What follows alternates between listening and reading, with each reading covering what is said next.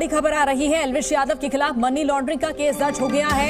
लखनऊ स्थित जोनल कार्यालय ने मामले की जांच शुरू की है। जल्द ही एल्विश को समन भेजा जाएगा। तो लगातार एल्विश यादव की मुश्किलें बढ़ती हुई नजर आ रही है। Welcome to Glamworld talks.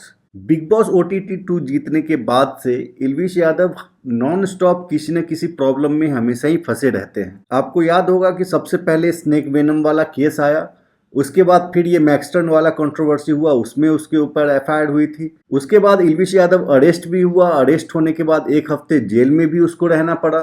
उसके बाद फिर जो मेनका गांधी जो कि BJP की सांसद है, जिनके कहने पे और जिनकी ऑर्गेनाइजेशन के द्वारा ये पूरा स्नेक वेनम वाला स्टिंग किया गया, जिस ऑर्गेनाइजेशन ने पूरा का पूरा ये सांपों का जहर वाला धंधा को एक्सपोज किया, उनके एक अधिकारी ने एक और FIR एल्विश यादव पर दर्ज कराया कि एल्विश यादव उनको जान से मारने की धमकियां देता है।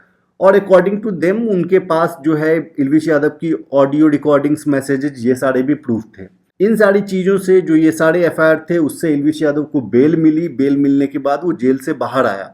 जेल से जब एल्विश यादव बाहर आया तो लोगों को लगा कि अब थोड़ा उसका जो दिन है चैन से कटेगा।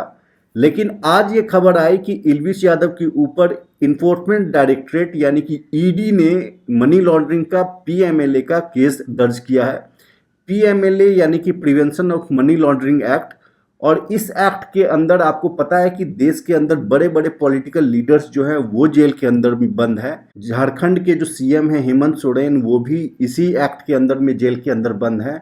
दिल्ली के चीफ मिनिस्टर अरविंद केजरीवाल हों, दिल्ली के एजुकेशन मिनिस्टर मनीष सिसोदिया हों, या दिल्ली के हेल्थ मिनिस्टर जो आपके सत्येंद्र जैन हैं, सारे के सारे लोग जो हैं, ज़्यादातर पॉलिटिकल लोग जो हैं, वो PMLA कानून के कारण ही जेल के अंदर बंद है।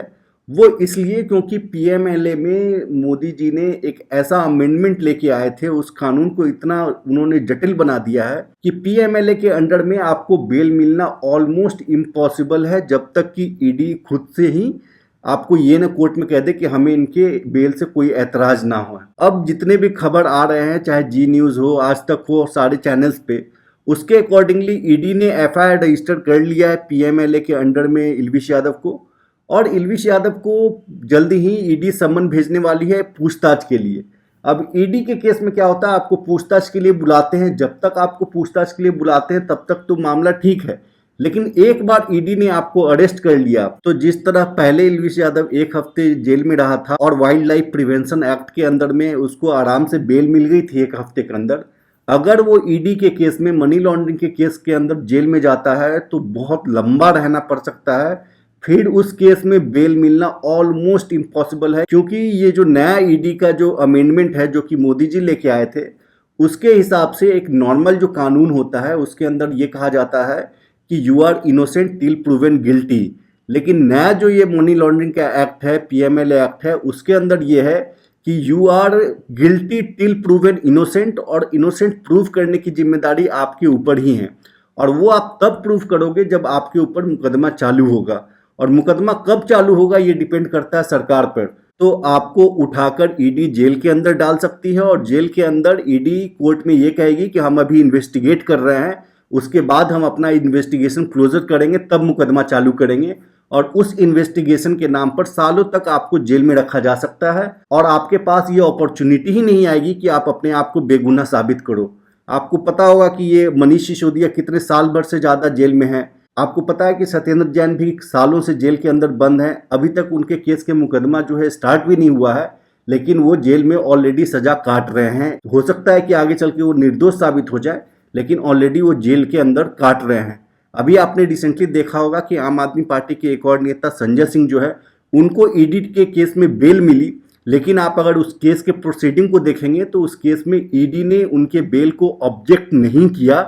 ED ने कह दिया कि हमें जो है बेल से कोई आपत्ति नहीं है, आप इनको बेल दे दीजिए, हमें अब इनसे और कुछ पूछताछ नहीं करनी, कुछ और नहीं करना।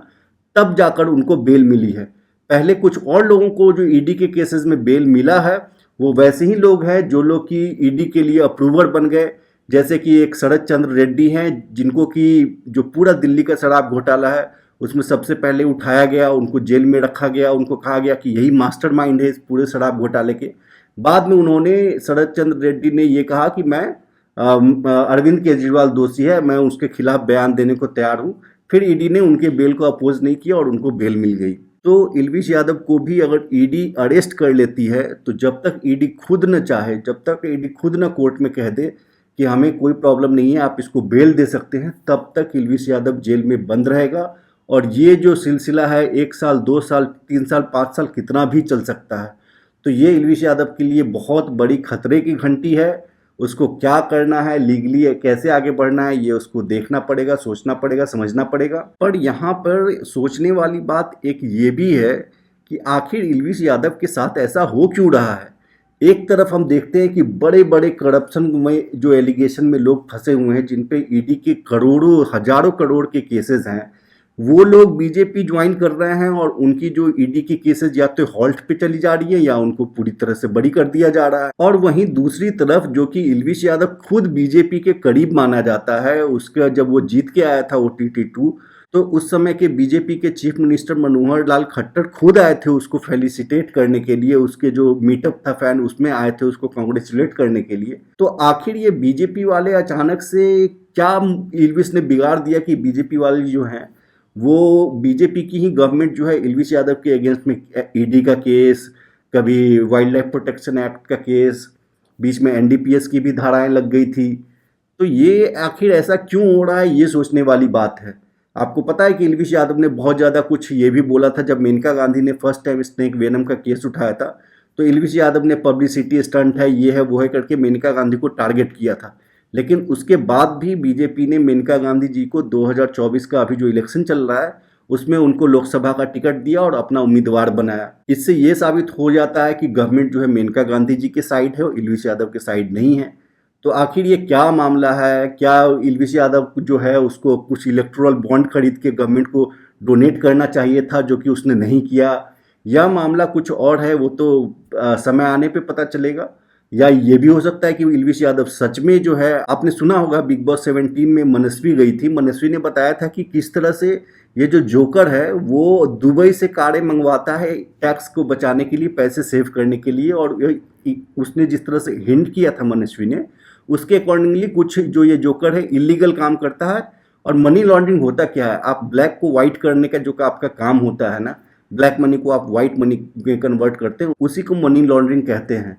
तो मनस्वी ने हिंट किया था जोकर के लिए भी कि वो जो है इस तरह का टैक्स इवेशन और मनी लॉन्ड्रिंग का काम करता है दुबई के थ्रू। तो ऐसा भी हो सकता है कि ईडी के पास सच में कोई बहुत पुख्ता कुछ इस तरह की सबूत हो जिसके हिसाब से ईडी को लगता है कि काफ़ी बड़े पैमाने पे अच्छे खासे करोड़ों रुपए के मनी लॉन्ड्रिंग हुई है। तो ये तो खैर आगे इन्वेस्टिगेशन में और जब फर्दर डिटेल्स हमारे सामने आएंगे तब पता चलेगा।